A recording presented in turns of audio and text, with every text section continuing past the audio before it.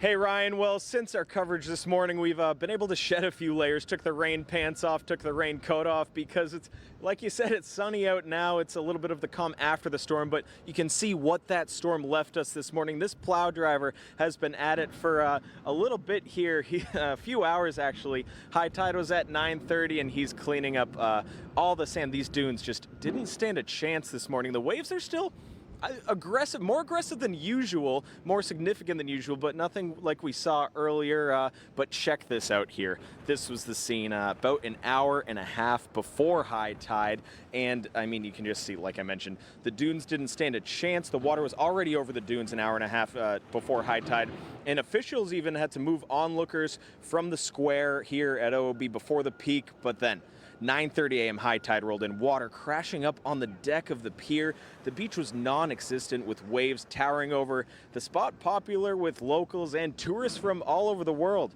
Now, I spoke with two people from OOB who were caught up. We caught up with them in the thick of it, quite literally.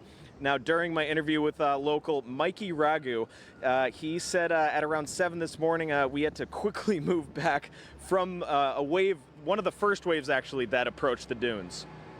Earlier in December, we had that storm and the water was all the way up to the dunes, but this is getting pretty crazy right now. So get your feet wet. Step back a little bit. Here we go. Sorry. No, move, run, run.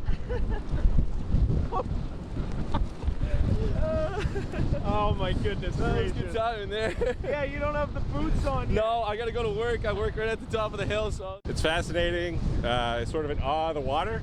It's just a beautiful thing. Yeah. Makes you appreciate summer as well.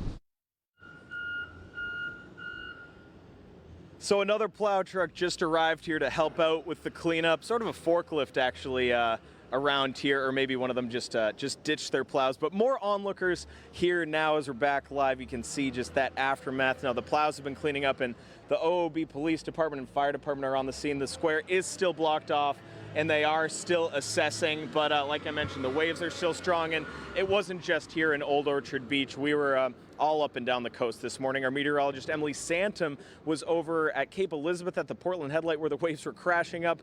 Not similar enough, similar, but not the exact same, not as strong maybe as that storm we saw December 23rd, 2022, we all called the Grinch storm, when it actually damaged the Portland Headlight. But they were crashing up into the parking lot. They had to move their car back at one point, and of course there's some flooding on Commercial Street in Portland.